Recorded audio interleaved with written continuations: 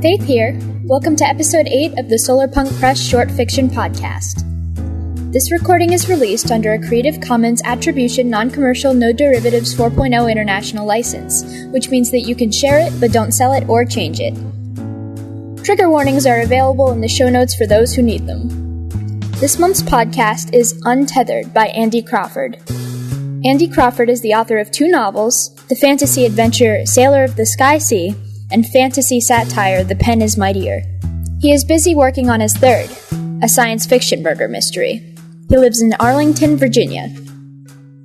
I am really excited about this story because of the way it divests from some of the more common solarpunk tropes, and because of the way it handles topics of community and exile. I also love how surreal the world is. Imagining the setting was a very enjoyable experience. The story is read by me, Faith Gregory. Now, presenting Untethered by Andy Crawford.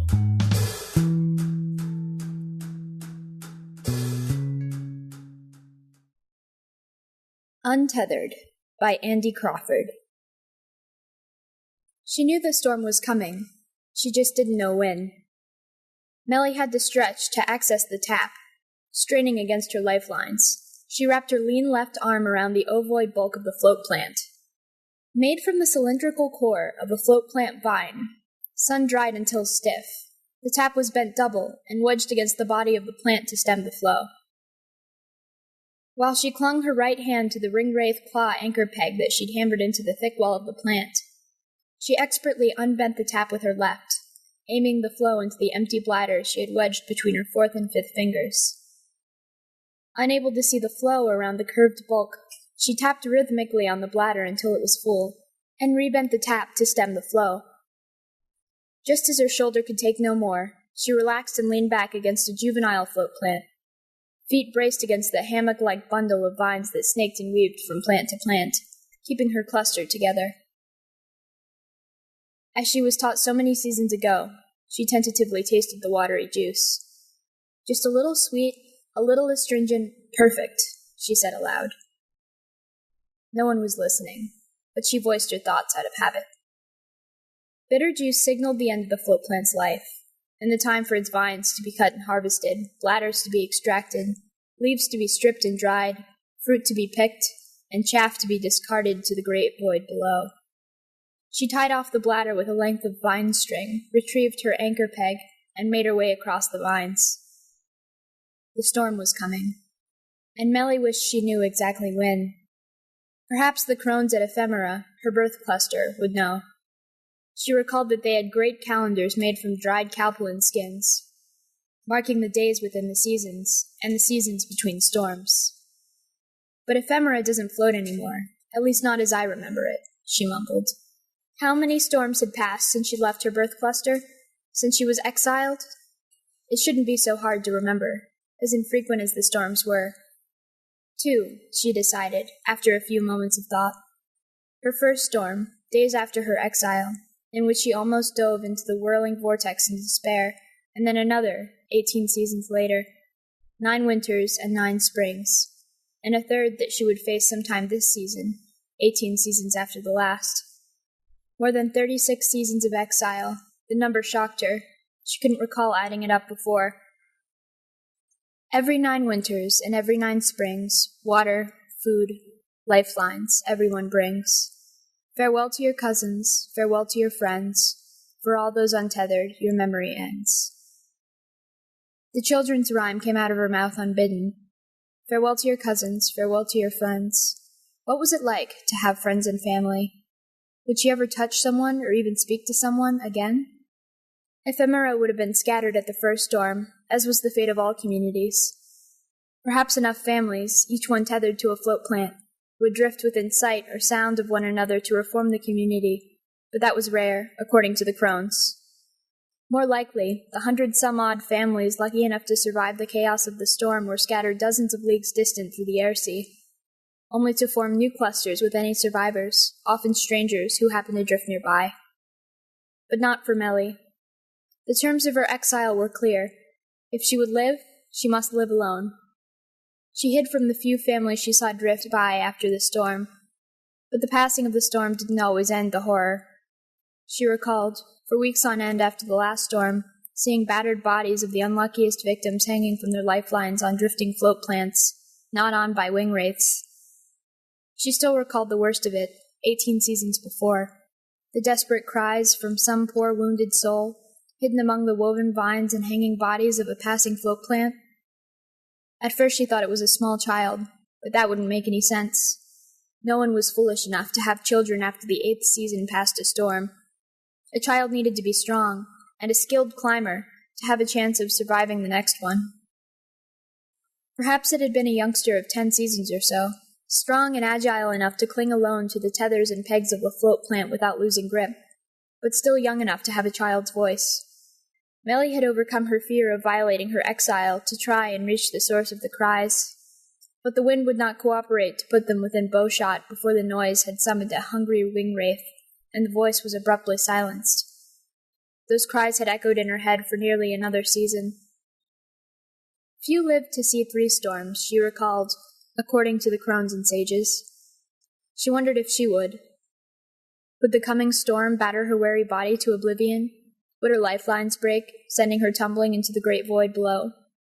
Would her cached supplies break open and fall away, or spoil, dooming her to starve? Life in the air sea is preparation for the storm, according to the old crones from her childhood. So said the storm laws. Prepare, they said. The seasons prior to a coming storm must be wholly devoted to obtaining, harvesting, and storing the food, drink, and supplies needed to survive it. She wished she could recall the names of the crones and sages who taught her about the laws. Most of the names she remembered from before the exile she would banish from memory if she could. She would banish the names, banish the faces, and especially banish the images of the broken lifelines dangling in the breeze, the broken lifelines that resulted in her exile. She shook off such memories. Prepare or die, the crones would say. So old the crone seemed to her then. If she had stayed, would she now be the crone for some child's recollection?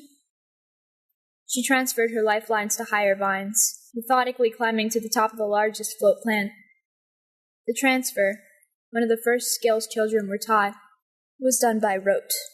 Unclasp one binner, climb an arm's length, clasp, then unclasp the second binner, climb another arm's length, and so on, until she stood on the crown of the largest float plant. She surveyed her cluster, consistently of about 30 adult float plants, vines woven together, that she had wrangled as they drifted through the air sea. She oriented herself by memory. She had attached to the largest plant as much of her cached food and water as she felt it could bear without sinking, planning to tether herself there as soon as she heard the first telltale cracks of thunder that heralded the storm. A slightly misshapen float plant marked one corner of her cluster, and where she had started distributing the excess water, fruit, and dried meat she had gathered over the last season. She counted float plants to find the next unladen plant to attach her latest full juice bladder. And then she broke the law. In ephemera, there was no law, not even the storm laws, higher than the lifeline laws. One must always be tethered to a vine or an anchor or another tethered person. Lifelines must never be cut, only unwoven. The lifeline of another is as sacred as their very lifeblood. Supplies and tools must always be tethered. The void below must not be fed. But transferring across the vines of her cluster was tedious, and it could take hours to get from one end to the other, far easier to climb to the top and bound from crown to crown, and the laws sometimes seemed as far away as her childhood.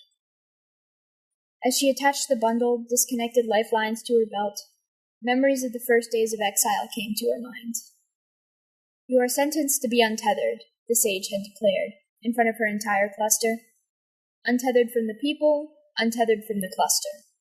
He had handed her a single tool, an old, blunted ring-wraith claw blade, and with nothing but that blade and the clothes on her back, she had been cast adrift, ordered onto 3 small float plants, with their vines woven together, which were cut away from ephemera's cluster.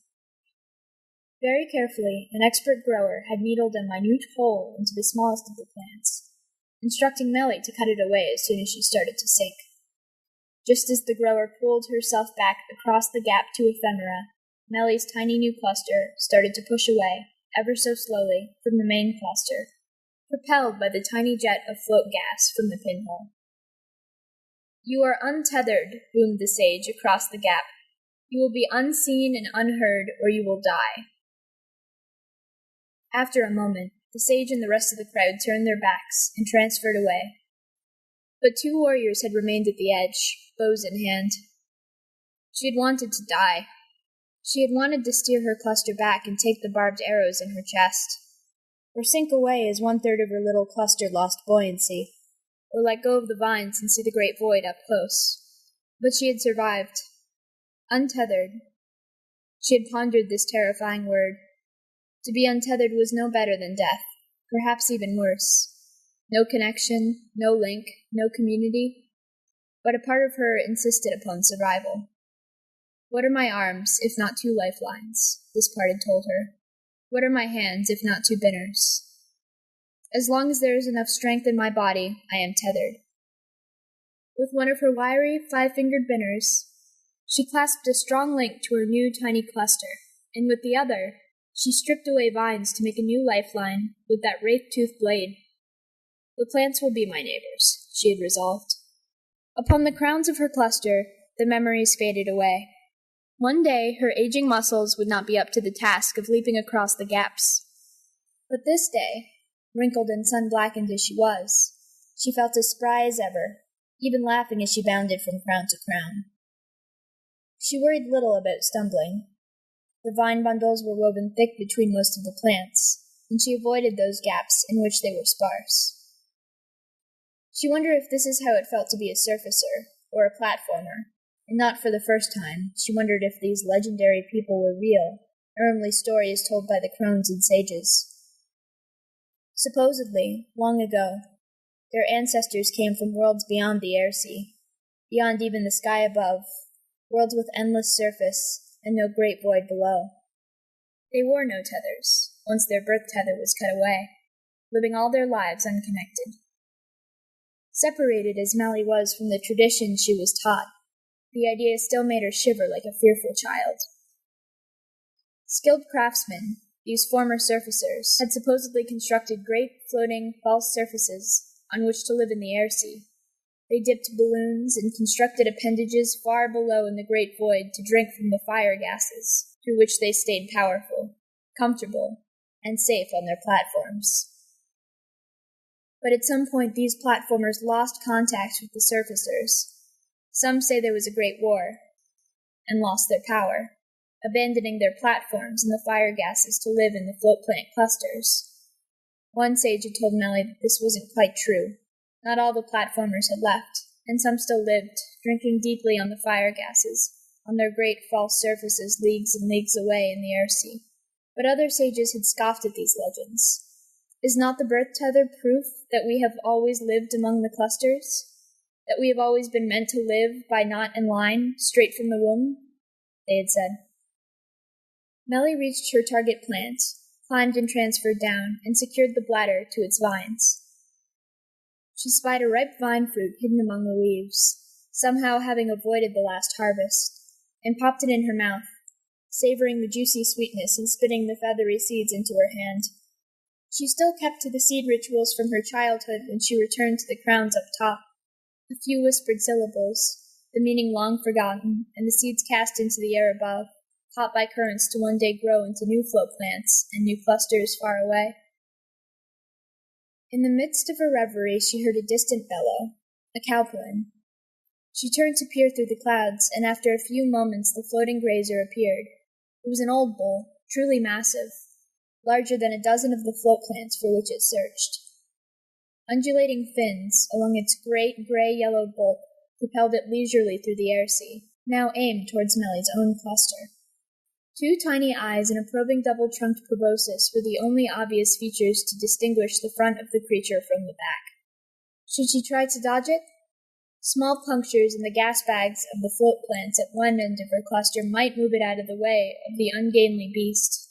But slow as the cowpoon was, she didn't think she could steer the cluster out of the way before it arrived. And such propulsion was risky. The sages said float plants had minds of their own, and were skilled enough to absorb or release the gases inside to stay at the preferred height if their burden was altered. But she had found that this skill of the float plants was limited. Melly was worried that the remainder of her cluster might not be able to support the weight of the number of float plants she would have to puncture to move them out of the way in time. She estimated that she had more than enough dried meat spread through her cluster to survive, but she could always use more cowpulin skin to dry for garments, frame bones for implements, and fat for fuel. So we will have a hunt, she decided.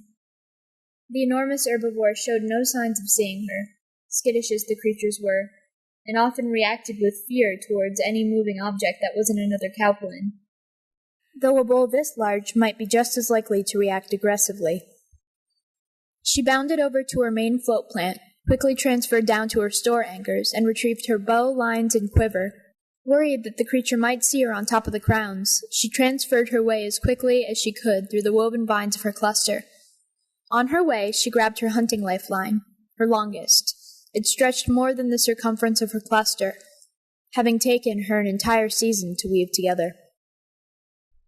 Finally, she reached the edge of her cluster. She peered through the vines and saw that the cowpulin was just getting into the range of her bow. But it was still too soon to shoot. A bull this large would have skin strong enough to resist all but the largest wingwraith's claws, and it would need to be very close for her arrow to penetrate. The shiny trunks of the proboscis quivered as they reached for the float plants, equally equipped to drink fluids or steal the float gas. An unspotted cowpulin was a terrible danger to occupied clusters. Fortunately, this one's skin was taut, so it would probably only be after the juice. But it won't get the chance, she whispered. She gauged the distance carefully and shot her bow twice in quick succession, careful to target the fat reserves on its midsection rather than the bulky gas bag. The bull bellowed and twisted, its spheroid body actually rippling as it tried to flex, and its trunks reaching futilely for the barbs now in its belly. Melly pulled tight the lines that trailed from her arrows, anchoring them to her cluster, and leapt outwards even as the beast continued its slow motion flailing. With a graceful mid-air pirouette, she grasped the top arrow line in hand and braced against the lower one with her feet. Her extra-long lifeline snaked behind her, connecting her to her home. She spryly sidestepped across the gap on the arrow lines until she reached the struggling animal. Despite the size of the creature, she was glad it was a bull. The females usually traveled in family groups and would defend each other, but with a single cowpulin it was easy to stay out of the reach of its trunks, though climbing over its undulating fins, anchor-pin by anchor-pin, proved more of a challenge than she recalled from her last hunt, giving her a worrying suspicion that her strength might not be what it used to be. She reached the top of the beast just as her lifeline started to stretch. She gingerly approached the cowpulin's hump, just behind its head. Staying upright on top of the shuddering creature was a challenge despite the slowness in its movements, and Melly lowered herself to her belly, drawing the bone mallet and wraith-toothed chisel from her belt. Slowly, gently, she crawled forward over the hump that divided the head from the body. Cowpulin head humps were built up thickly, especially by such an old bull, due to repeated impacts from dominance fights during the mating season. The thicker the hump, the less sensation the animal seemed to have. And luckily, this bull still didn't realize where on its body the intruder was. The trunks were just feet away now, flailing wildly, the only part of the beast that didn't seem to move like it was stuck in resin. But it would definitely sense her in a moment. Melly would have to act fast. Her target was a bony depression between the small eyes of the cowpulin, which was unfortunately well within the range of the powerful trunks. She didn't stop to think about it, and took a silent, flying leap. As the eye swiveled upwards, and the trunks twisted around towards her, she swung down the chisel and hammer, in one motion pounding with all her might. She wasn't quick enough. A trunk wrapped around her calf, tossing her aside with bone-rattling force. Her eyes locked onto the swirling browns, blues, and blacks of the great void below, and she made a silent prayer to the ancestors. "I'm so sorry," she thought. "The law was right. The lifeline is sacred, even for—" Her extra-long lifeline went taut and caught her, dangling several body lengths below the cluster. She twisted her neck around, and the cowpulin bull was motionless, limply drifting with the cluster, tethered by the line arrows. She sighed in relief. Pulling herself back up to the cluster, arm over arm, would be a daunting task. Harvesting the hulk of the cowpulin would take days. but a storm was coming, and she must prepare. It wasn't the thunder, this time. It was the wing wraiths that heralded the storm. Even as she butchered the floating hulk of the bull, carefully cutting away the fat, sinews, and accessible skin before proceeding to the wide ribs and frame bones, the wing wraiths feasted, as careful as Melly not to puncture the gas bag before they had their fill. She speared 2 wraiths through the wings before they learned to keep clear of her work, though the hulk was more than enough for all to take what they desired. But all at once, and long before the corpse was reduced to nothing more than the gas bag, the wing wraiths flew away. Where did they go? She wondered. How did they know the storm was coming? Can they outfly the coming tempest? Or did they simply flee in terror out of some inhuman sense of what was coming? She'd have plenty of time for such thoughts while she waited out the chaos. She abandoned her work nearly as quickly as the wraiths, dancing almost recklessly across the airlines back to her cluster. As fast as she could, she changed lines and transferred up to the crowns to bound back to the central float plant. The thunder cracked, first distant, then less so, and the wind picked up speed. Her hair flew in her face, and she turned away, stumbling as she reattached the lifelines to transfer down. Even among the woven vines the wind blew strong, whistling through the gaps between plants. And this was only the beginning, her heart pounding, recalling the chaos of the 2 storms she had survived. No storm is alike, the crones had said. Some of the sages named past storms, the obdurate, the scatterer, the slayer of memories. They could never agree on the names, she recalled.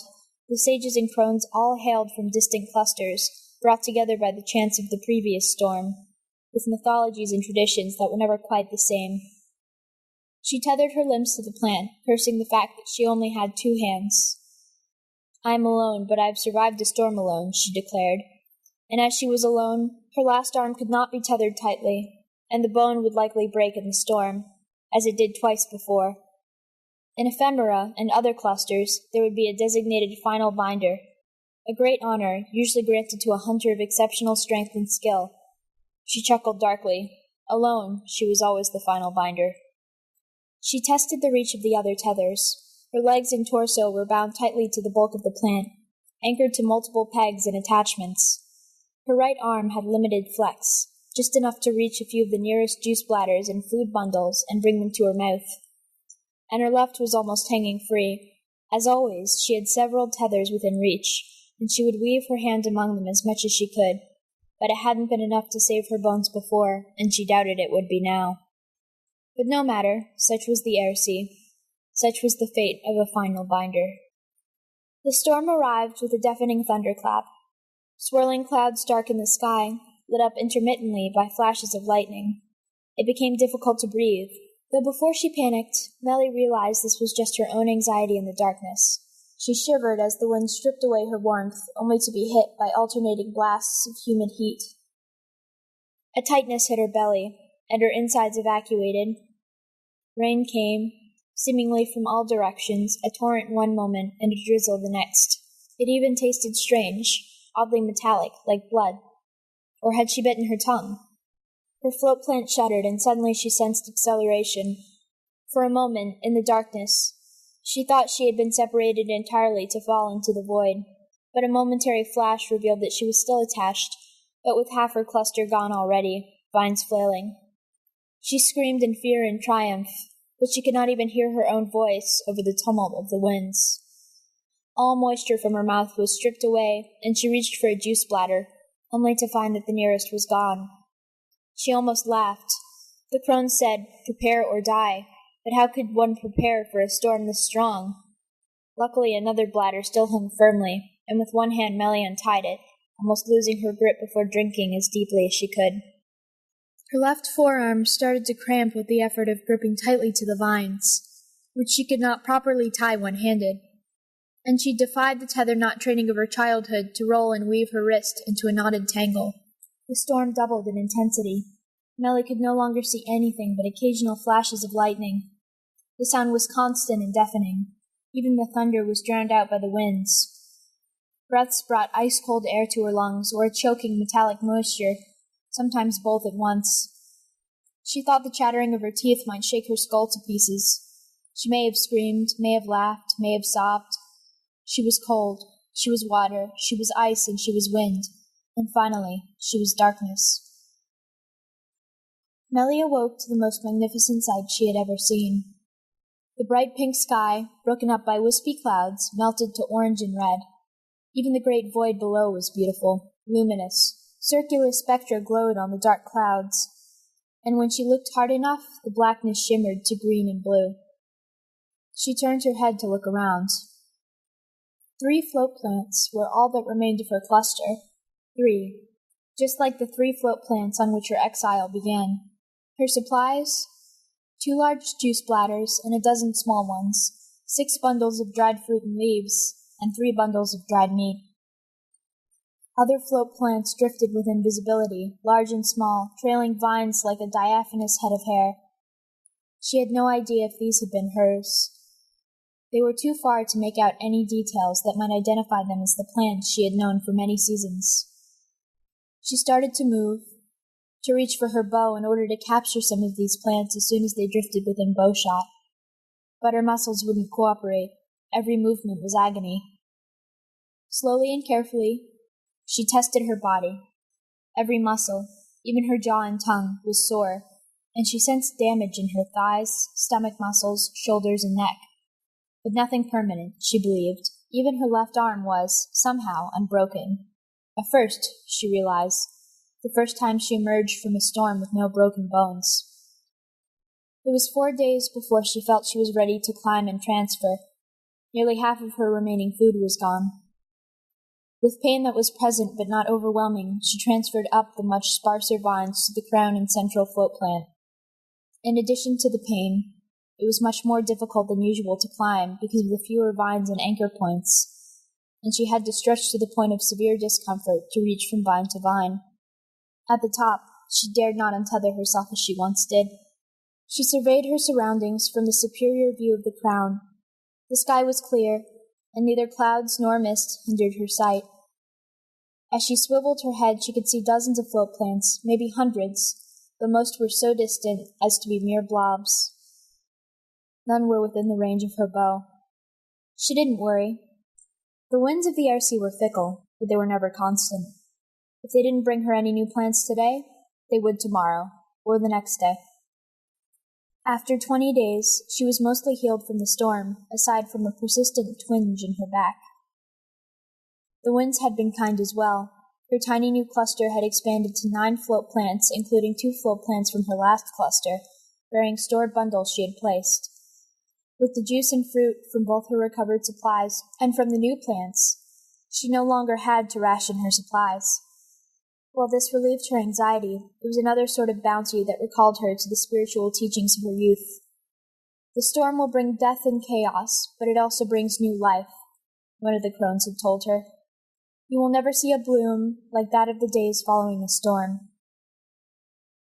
Melly had seen the bloom twice before, but she still found it mesmerizing. Baby float plants, ranging from the size of her fingernail to the size of her fist, floated by in droves. Thread-like vines coiled to weave together with the tiny vines of the neighboring infant plants, only to have their weak link broken by the slightest shift in the breeze. She wondered hopefully if any of these new float plants had grown from the feathered seeds she had ritualistically tossed into the air weeks before the storm. Behind the hordes of float plant seedlings, newborn cowpellins followed. Undeveloped trunks swept the tiny float plants into their maws, vines and all. The mother cowpellins trailed leisurely behind, quick to bellow and urge their offspring elsewhere upon sighting Melly atop her new cluster. She didn't mind. She had plenty of dried meat and supplies, and of course hunting newborns after the storm had been forbidden by the elders. At that thought she snorted. Since when do you care about what's forbidden? She asked herself. But she realized that since the storm ended, it had felt like a relief to actually follow the laws again, particularly the lifeline laws. She was warmed by the secure feeling of continuous connection, even if she was alone. Alone, but perhaps not completely. Connected, she felt like part of her new small cluster. She alone maintained the float plants and protected them from hungry cowpellins. As she transferred leisurely across her new home, she wondered why she had found the task so tedious before that she would discard the security of lifelines to leap untethered across the crowns. The first survivors drifted by on the 23rd day. 3 adults and 3 children on a dozen loosely woven float plants. When the connections of the plants were visible, Mellie's eyes bulged in shock. Even from bow shots away, she could see that their vine weaves were substandard. Knotted clumsily, the tension was focused on the knots, rather than spread along the length like the elegant weaves of her own vines. So simple, she muttered to herself. Didn't your sages and crones teach you the weaves and the knots? Part of her wanted to cry out, to join her cluster to theirs, to violate the exile, violate the law. Would they know? Would stories still be told, perhaps having percolated across the air sea, of the banished woman, old as a crone, to be killed on sight for her crimes? She shook her head sadly to herself as she stood guard, loosely tethered on the crown facing the approaching cluster. She clutched a long, curved, claw-bladed spear in her hand, ready to cut any lines the intruders might send across. The 6 individuals on the other cluster met her eyes across the wide gap between them, and she shook her head proudly. Air-sea wind, she prayed, don't send them here, don't make me violate the exile, don't make me violate the law. Doubt niggled on her mind, but she suppressed it. One of the men on the other cluster wielded a bow, held at the ready, while another gestured vigorously to Mellie. What was he trying to say? He may have been shooting, but the winds were still strong enough to drown out the distant voices. The man spread his hands wide, then brought them together abruptly before pointing at his companion's bow. He held up an arrow with a sprawling barb, and suddenly Mellie understood. She had heard of such a maneuver as a child, but never seen one. 2 clusters, separated by more than a single bow shot, might try to join together with bow shots from each side. One would shoot some sort of net, likely just several vines woven roughly together, while the other would shoot a barbed dot to catch it, and they would pull together. A difficult shot, but Mellie thought it likely she could manage it. The doubt renewed its struggle against her barriers. She battened it down again. Today she would follow the laws, and her exile after so many years of violation. I am tainted, she thought to herself. I tainted myself, and I still must atone. She stood firm and ignored the gestures of the men on the other cluster.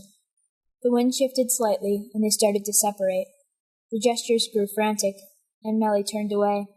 It's okay, she said to herself. They have supplies, they have each other, they don't need me. So it went for another 10 days. She spotted 2 more families, lucky enough to not drift close enough to her cluster to have their hopes dashed. Both times the doubts returned to scratch at her resolve. Maybe it's time to end the exile, something seemed to say to her. You could help them. You wouldn't break their lifelines again. But she resisted. Her own cluster grew to 13 plants. She even snagged a few baby plants, plentiful as they were after the storm. No bigger than her palms, she wanted to see how they grew vines and fruit. Death and chaos, but also life. Why were they so prevalent after a storm? A brief squall darkened the sky, and when it passed, the dissipating clouds revealed another cluster. Only 4 plants. This one could barely be called a cluster, Mellie supposed, but it was occupied. If she thought the knots of the first cluster she encountered were clumsy, these were terrible. The vines were bogged together in knots as big as her fists, yet only the barest few vines connected them. Just 1 or 2 breaks could send the float plants scattering to the whims of the air sea. As she stood guard once again, the doubts returned. The cluster drifted closer, and Mellie could hear voices on the wind, the voices of children, and as she looked again, the figures on the float plants were as small as youngsters of just 8 or 10 seasons. How can this be? Who would bear children that long after the last storm? Who would doom them to the chaos of the next storm without the strength to survive? But survive these children did, evidently. They survived, but with no supply caches she could see, and with no adults to guide them. Doubts hammered in her mind like the storm itself. I must not. It is death to the void to assist those that are banished. I must not condemn these children. The cluster came to within bowshot, riding uncertain winds. Blow away, children, she wanted to shout. Puncture your smallest float plant before you are doomed with me. But something else, something more than the doubts came to her. The storm laws sprang into her mind. In the aftermath of a storm, the storm laws matched even the lifeline laws in precedence. And what was the highest storm law? You will aid, you will assist, you will join, and you will survive. Only together will you rebuild after the storm. What came higher, the exile or the storm laws? The lifeline laws she violated so long ago, or the duty to aid, to join? Before she could ponder it any more, and before this cluster could drift away, she unlimbered her bow. The barbed arrow flew true and wedged itself inside of one of the head-sized knot amalgamations. The children sobbed and clutched each other, perhaps in fear or perhaps in relief. And she pulled the bowline taut. One must be violated, Melly realized, between the exile and the laws. There had been no one to choose for her, and no guidance from her childhood. No crones, no sages, no one. And as she locked eyes with the children, with her new family, she realized why. There was still a crone left, still a sage, still someone with knowledge to be taught, and with pupils who must learn. Her exile was over, she realized. It had been banished by the storm.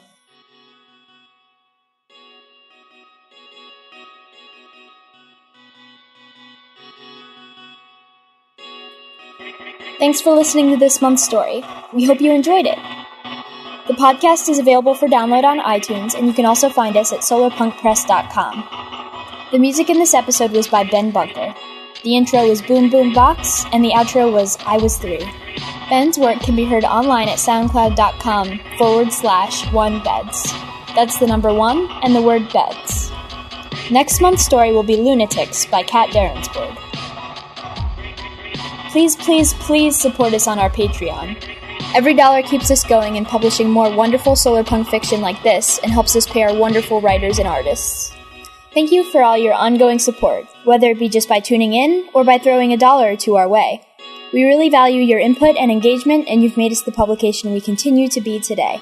I should stop saying that every time. Whatever. I'm going to keep it because it's true every single time.